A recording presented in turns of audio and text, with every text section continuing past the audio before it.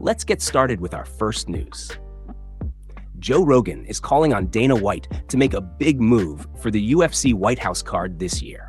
The longtime UFC color commentator wants the much-talked-about matchup between Jon Jones and Alex Pereira to get a special spotlight, and he's even suggested creating a brand new title for the occasion. Since President Donald Trump announced the White House UFC fights, Jones has been pushing hard to make his comeback from a short-lived retirement. Despite being a main event star, he has even offered to take an undercard spot if it meant securing a place on the White House lineup. Dana White, however, has remained firm, dismissing any talk of Jones facing the reigning light heavyweight champ at the event. Rogan is hoping to change that, urging the UFC boss to rethink his stance. After Conor backed Jones, Rogan stepped up, making his case on the latest episode of the Joe Rogan Experience podcast.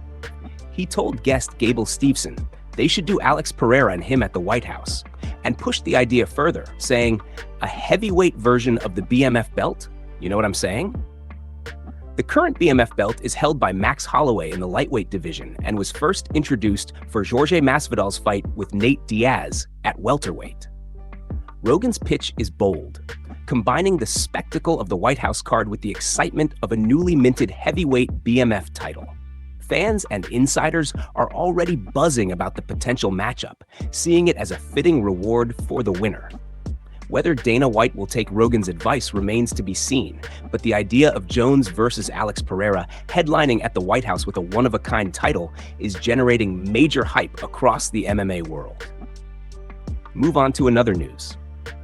Khabib Nurmagomedov has made his feelings very clear about what he calls fake tough guys in the combat world, specifically targeting Jake Paul and Andrew Tate. The former UFC champion didn't hold back after observing their recent losses, which many fans have called a reality check for both men. Despite their personas as fighters and internet celebrities, Khabib sees through the hype and has voiced his criticism loud and clear. Jake Paul, known as the Problem Child, faced the first knockout loss of his career when he stepped into the ring with British heavyweight star Anthony Joshua. Paul's courage in accepting the fight was undeniable, but the result exposed the limits of his boxing skill at the elite level.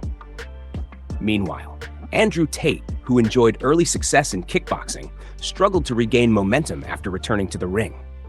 He suffered a shocking loss to fellow social media personality Chase Damore, a fighter far less experienced in combat sports. These defeats sparked a wave of criticism from fans and analysts alike, many of whom called out Paul and Tate for exaggerating their fighting abilities. Khabib, always known for his blunt honesty and respect for true combat sports skill, joined in the conversation, condemning what he sees as a generation of fake tough guys.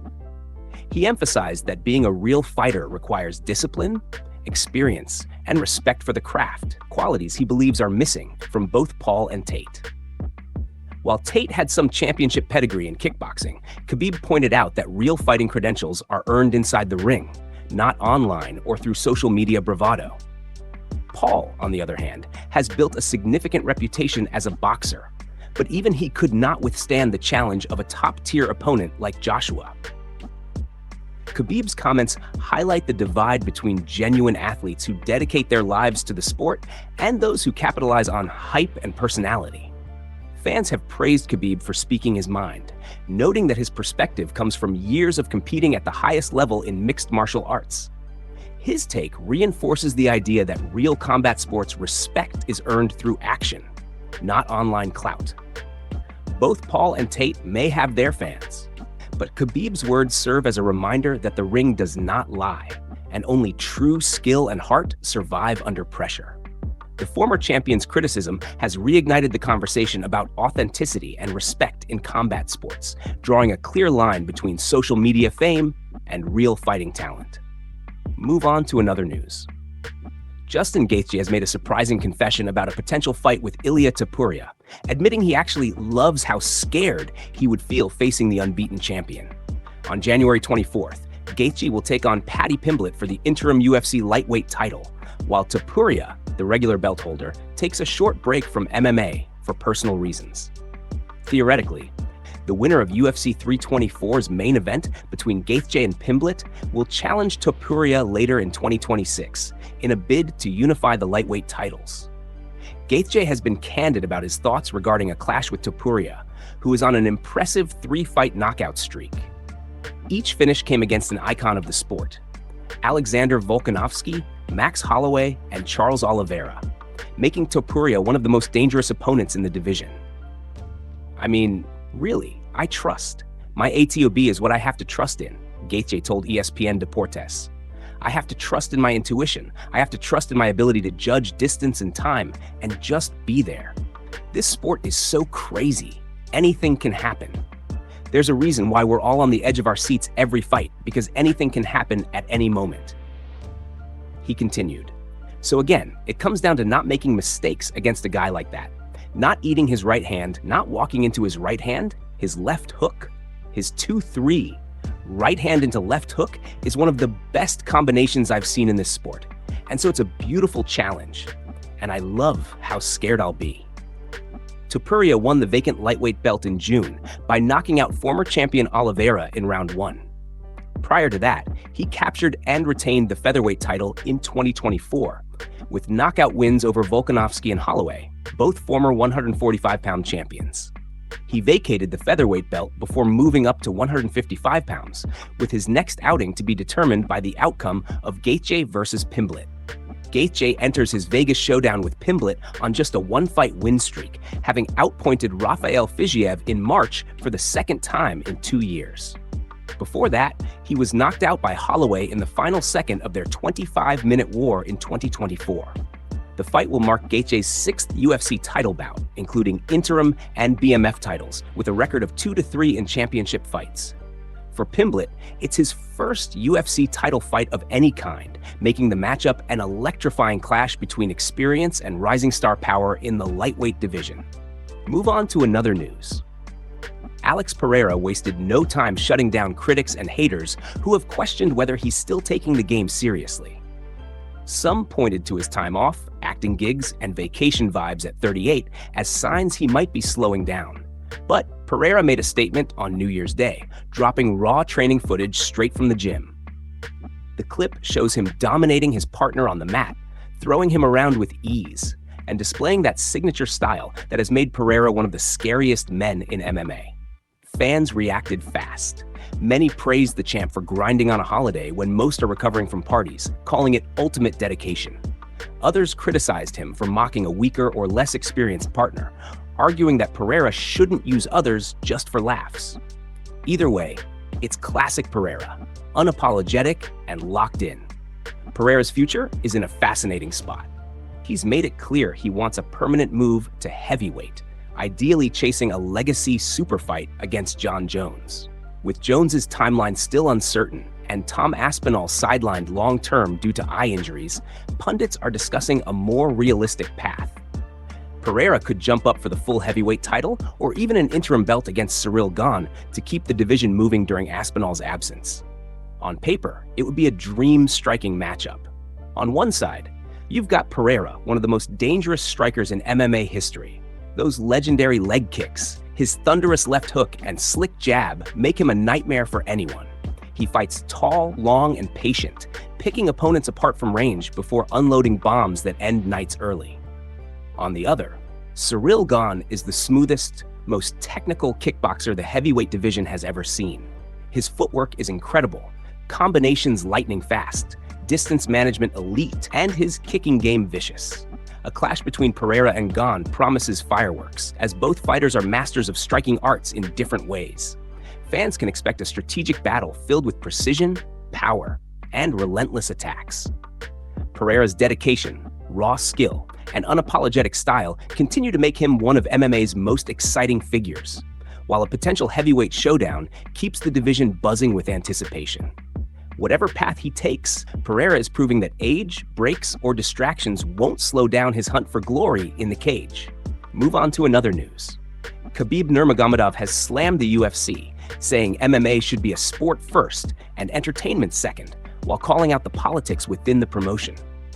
The Eagle recently spoke at the World Sports Summit about the success of Dagestani fighters and the challenges they face in the UFC.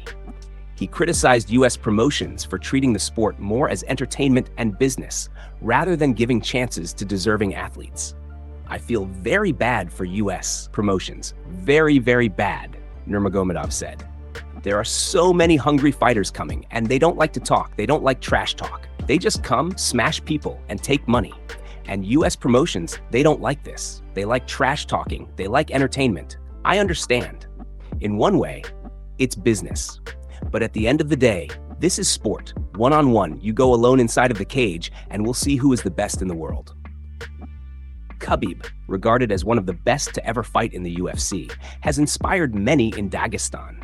His team members, such as current welterweight champion Islam Makhachev and bantamweight contender Umar Nurmagomedov, are also thriving in the promotion.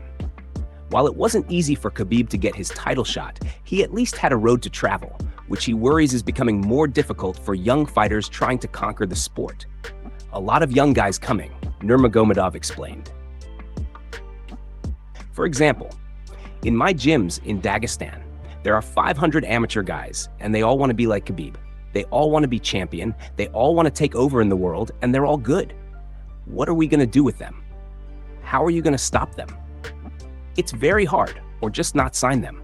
Right now, I see some promotions, they follow politics and just don't sign them because they're tired. All Nurmagomedov, they jump to the UFC and take over. In the last couple of years, they changed a little bit of politics, and I don't like this, to be honest. Khabib also highlighted recent controversial UFC decisions, including the case of Rinat Fakhretdinov, who was unbeaten over 7 fights and scored a 54-second knockout in September, yet was denied a new contract after his deal ended. At the end of the day, like I said, this is sport. It has to be fair. Even in the last couple of years, we saw so many fighters cut. They cut fighters that don't even lose in UFC. They just finish contract. They don't give them a new contract. Honestly, somebody has to talk about this, and I think this is not fair. This is what I don't like. Khabib's words are a clear call for integrity and fairness in the sport he loves. Move on to another news. Michael Chandler has just confirmed that his fight with Conor McGregor is most likely set for the historic White House event this June. For months, McGregor has been teasing his long-awaited return from a 5-year layoff, specifically aiming for this landmark UFC card on the South Lawn as part of America's 250th anniversary celebrations. President Trump has even hyped the event as featuring potentially 8 or 9 title fights, calling it the baddest card ever. McGregor has repeatedly named Chandler as his opponent, highlighting their history from coaching against each other on The Ultimate Fighter in 2023. The hype was massive, but injuries and delays forced the UFC 303 booking in 2024 to be postponed. Despite a tough run recently, Michael Chandler remains one of the most exciting lightweights in UFC history. His skills, power, and relentless style make him a perfect foil for McGregor's comeback, adding even more intensity to the matchup. Chandler went on live national TV during the CBS New Year's Eve show to essentially confirm what McGregor has been hinting at for months. In the clip that's already going viral, Chandler broke down why 2026 is shaping up to be huge for the UFC and addressed the swirling rumors head-on. He even shared his own bold vision for the fight, promising to hand McGregor a patriotic red, white, and blue butt whooping on the South Lawn this summer. Number 1, like you said, the UFC is now on Paramount Plus the entire year for the next multitude of years, Chandler explained. And also, there's a rumor going around. We can't confirm nor deny, but it does sound like I might be handing Conor McGregor a good old-fashioned passionate red, white, and blue butt whooping on the South Lawn of the White House sometime this summer. That's the plan. The stage is now set for what could be one of the most memorable and historic fights in UFC history. Fans are already buzzing about the clash, imagining Chandler's explosive style meeting McGregor's precision and flair on such an iconic stage. The saga between these two lightweights has been building for years, and this summer, the world might finally get the showdown it has been waiting for. The combination of history, hype, and skill makes this fight an unmissable moment for MMA fans everywhere, promising fireworks, drama, and unforgettable action on the White House grounds. Move on to another news. Justin Gaethje could complete a historic $1 million feat in post-fight bonuses with a win over Paddy Pimblett at UFC 324. Known as the Highlight, Gaethje has built his career on a reputation for violence and relentless action, earning bonuses almost every time he steps into the octagon. On January 24th, Gaethje and Pimblett will clash for the interim lightweight title in the UFC 324 main event, marking the first numbered event of the UFC's new broadcast deal. Gaethje came into the UFC in 2017 already known for his finish rate, having ended 8 of 9 fights in the World Series of Fighting, now known as the PFL. His UFC debut against veteran Michael Johnson showcased his knockout power as he landed a huge knee to render Johnson unconscious in round 2, earning both Performance of the Night and Fight of the Night bonuses worth $100,000 each. Even after back-to-back losses, Gaethje still earned Fight of the Night awards, keeping his streak alive. Since then, he has continued to impress, picking up multiple performance bonuses during his 4-fight win streak, with only 2 fights in his 14-fight UFC career against Khabib Nurmagomedov and Charles Oliveira, not earning him a bonus. At UFC 300, despite suffering one of the most brutal knockouts in UFC history, Gaethje still walked away with a $300,000 bonus for Fight of the Night. Currently sitting at $950,000 in UFC post-fight bonuses, Gaethje has the chance to reach the $1 million mark with a victory over Pimblett. This would put him alongside former foe Charles Oliveira, who became the first fighter to hit that milestone after defeating Michael Chandler at UFC 309. Already crowned the most violent fighter in the sport by Joe Rogan, Gaethje's legendary style and dedication continue to make him a fan favorite, and UFC 324 could see him cement his place in history once again.